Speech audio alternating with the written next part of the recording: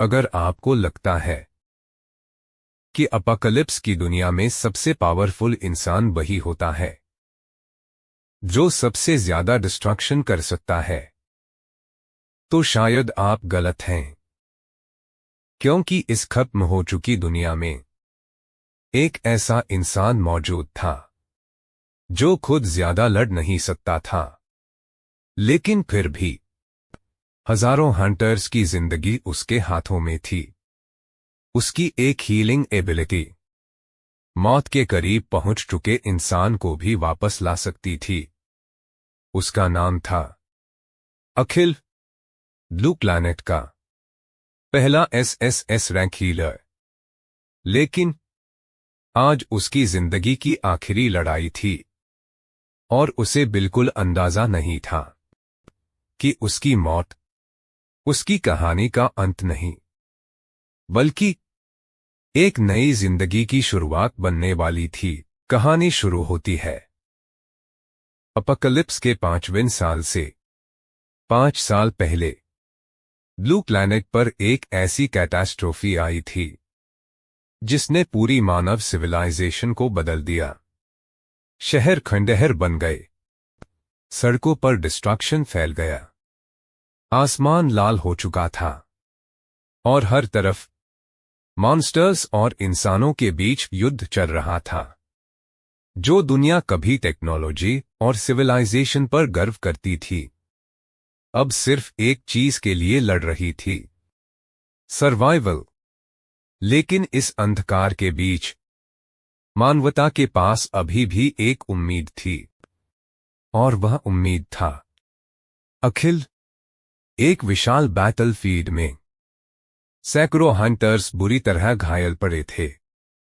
किसी की हड्डियां टूट चुकी थीं, किसी का शरीर गंभीर रूप से घायल था, और कुछ लोग मौत के बिल्कुल करीब थे।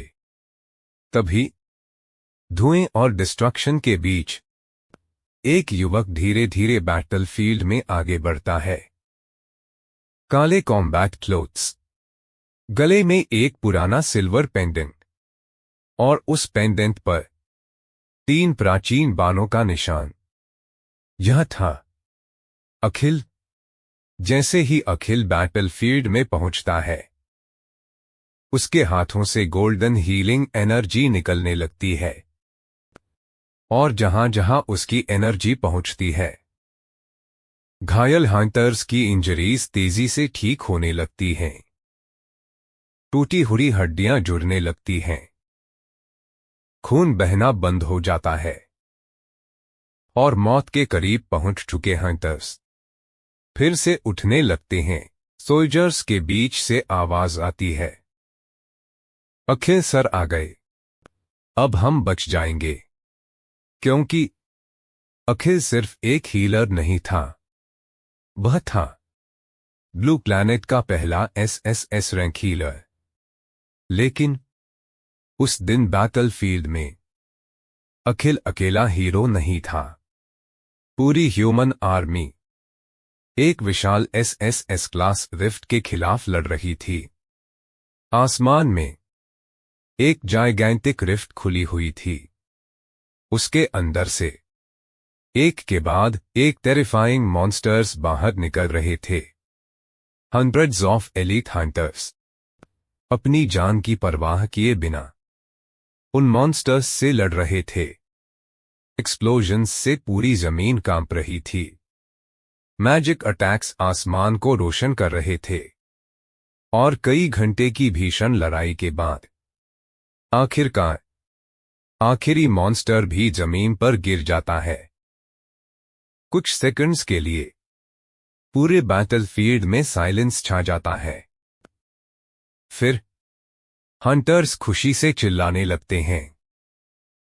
उन्हें लगता है उन्होंने जीत हासिल कर ली। इस रिफ्ट अब बंद होने वाली थी, लेकिन उन्हें नहीं पता था कि असली नाइटमेयर अभी शुरू भी नहीं हुआ था। अचानक पूरा आसमान जोर से कांपने लगता है। हंटर्स की खुशी एक पल में डर में बदल जाती है। क्योंकि मौजूदा रिफ्ट के अंदर एक दूसरी रिफ्ट बनने लगती है। लेकिन इस बार वह रिफ्ट नॉर्मल नहीं थी। उसका रंग पूरी तरह ब्लैक था। उसके चारों तरफ क्रिम्सन लाइटनिंग चमक रही थी। एक सोल्जर डरते हुए बोलता है, ये एक और रिफ्ट। कमांडर की आंखें फैल जाती हैं। वह विश्वास ही नहीं कर पाता। असंभव, क्योंकि एक एसएसएस क्लास रिफ्ट के अंदर दूसरी रिफ्ट का खुलना उनकी पूरी अंडरस्टैंडिंग से बाहर था। और फिर वह ब्लैक रिफ्ट पूरी तरह खुल जाती है। अगले ही मोमेंट पूरा बैटलफील्ड शांत हो जाता है। ब्लैक रिफ्ट के अंदर एक विशाल शैडो दिखाई देती है। धीरे धीरे वह शैडो नीचे उतरती है और फिर एक विशाल आर्मोर्ड फिगर रिफ्ट से बाहर निकलता है। लगभग 8 फीट लंबा शरीर, डार्क आर्मोर, हाथ में एक मैसिव ब्लैक स्पीयर और क्रिम्सन रेड आइज। उसकी प्रेजेंस इतनी टेरिफाइंग थी कि पावरफुल हंटर्स भी अपने शरीर को हिलाने में स्ट्रगल करने लगे। वह क्रीचर बैटलफील्ड को देखता है। फिर बहुत शांत आवाज में पूछता है, यही है ब्लू प्लैनेट? उसकी आवाज सुनते ही अखिल की नजर सीधे उस पर टिक जाती है, क्योंकि अखिल अपने पूरे 5 साल के अपोकलिप्स अनुभव में ऐसी प्रेजेंस कभी महसूस नहीं कर चुका था। हंटर्स के एआई सिस्टम्स अचानक एक्टिवेट हो जाते हैं।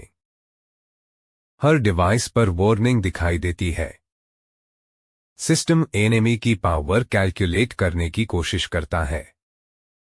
लेकिन कुछ सेकंड्स बाद एक शॉकिंग मैसेज सामने आता है। वार्निंग, पावर लेवल फिर कैनॉट बी मेजर। पूरे बैटलफील्ड में डर फैल जाता है। एक हंटर कांपती आवाज में पूछता है, ये आखिर है कौन? लेकिन उस क्रीचर को जवाब देने की जरूरत नहीं थी, क्योंकि अगले ही पल उसने पूरी ह्यूमैनिटी को उसकी ताकत का जवाब दे दिया। असुर किंग सिर्फ अपना हाथ उठाता है, एक उंगली बैटलफील्ड की तरफ करता है और अगले ही सेकंड एक इनविजिबल शॉकवेव पूरे बैटलफील्ड को चीरती हुई निकलती है। Boom! Hundreds of elite hunters एक साथ हवा में उछल जाते हैं। कुछ वहीं मारे जाते हैं, कुछ जमीन पर गिर जाते हैं और कुछ धूल और डिस्ट्रक्शन के बीच हमेशा के लिए गायब हो जाते हैं। इतनी बड़ी आर्मी सिर्फ एक अटैक में लगभग खत्म हो चुकी थी। असुर किंग उनकी तरफ देखता है और सिर्फ एक शब्द बोलता है, कमजोर। लेकिन अभी अखिल खड़ा था। वह लगातार घायल हंटर्स को हील कर रहा था। एक, फिर दूसरा, फिर तीसरा। उसकी गोल्डन हीलिंग एनर्जी पूरे बैटलफील्ड में फैल रही थी। लेकिन समस्या ये थी, जितने लोग अखिल बचाता उतने ही नए लोग घायल होकर गिर जाते। उसकी ब्रीदिंग भारी होने लगी। उसकी एनर्जी लगातार कम हो रही थी। तभी उसका सबसे अच्छा दोस्त रोहन उसके पास पहुंचता है। रोहन अखिल को देखकर समझ जाता है, अब वहां रुकना सुइसाइड है। वह कहता है, अखिल बस अब भाग जा। लेकिन अखिल अपने आसपास पड़े घायल लोगों को देखता है, फिर असुर किंग की तरफ देखता है और शांत आवाज में जवाब देता है, मैं अपने लोगों को छोड़कर कभी नहीं भागता, क्योंकि अखिल के लिए हीलर होना सिर्फ एक एबिलिटी नहीं थी, यह उसकी जिम्मेदारी थी। कुछ समय बाद पूरा बैटलफील्ड लगभग शांत हो चुका था। हजारों बॉडीज जमीन पर पड़ी थीं। आसमान में धुआं था। बारिश शुरू हो चुकी थी और उस पूरी डिस्ट्रक्शन के बीच सिर्फ एक इंसान अभी भी खड़ा था, अखिल। उसके सामने वही विशाल असुर किंग। असुर किंग अखिल को कुछ सेकंड्स तक देखता है, फिर हल्की क्यूरियोसिटी के साथ कहता है, दिलचस्प, एक हीलर इतनी देर तक जीवित रहा। अखिल थका हुआ था, उसका शरीर चोटों से भरा था, लेकिन उसकी आंखों में अभी भी डिटर्मिनेशन था। वह अपनी पोजीशन मजबूत करता है और कहता है, जब तक मेरी सांस चल रही है मैं हार नहीं मानूंगा। लेकिन अखिल जानता था, उसके सामने खड़ा दुश्मन उससे कई लेवल्स ऊपर था। फिर भी वह पीछे नहीं हटता। अचानक असुर किंग गायब हो जाता है। अखिल की आंखें उसे ट्रैक करने की कोशिश करती हैं, लेकिन बहुत देर हो चुकी थी। अगले ही पल असुर किंग सीधे अखिल के सामने था। उसका ब्लैक स्पीयर अखिल की चेस्ट को पियर्स कर देता है। समय जैसे रुक जाता है। अखिल की आंखें फैल जाती हैं।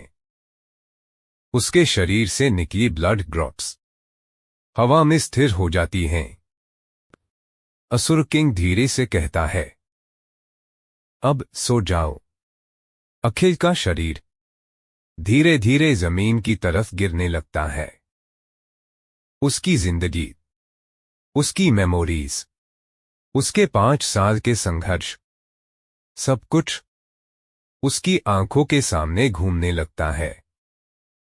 लेकिन तभी उसके गले में मौजूद 3 बानों वाला सिल्वर पेंडेंट अचानक चमकने लगता है।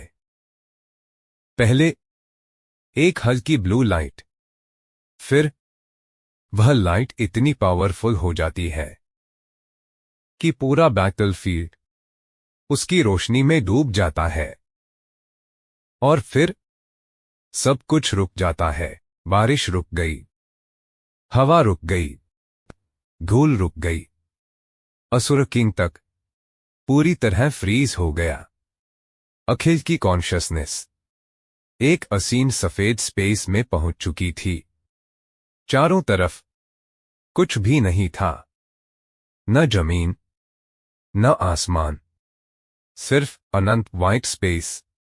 अखिल खुद को हवा में फ्लोटिंग महसूस करता है। वह चारों तरफ देखता है। उसे समझ नहीं आता कि वह मर चुका है या अभी भी जिंदा है। तभी उसका सिल्वर पेंडेंट और भी ज्यादा चमकने लगता है। उसके आसपास एक के बाद एक एंशिएंट डिवाइन सिंबल्स दिखाई देने लगते हैं। अखिल उन सिंबल्स को देखकर पूरी तरह कंफ्यूज्ड हो जाता है। और तभी उस एंडलेस वाइट स्पेस में एक मिस्टेरियस वॉइस गूंजती है, योग्यता। एक लंबा पॉज, फिर स्वीकार की जाती है। अखिल तुरंत आवाज की डायरेक्शन में देखता है। उसकी आंखों में कंफ्यूजन के साथ एक नया सवाल था। वह पूछता है, कौन कौन हो तुम? लेकिन इस बार भी कोई जवाब नहीं आता। सिर्फ उस पेंडेंट की ब्लू लाइट और तेज होती जाती है।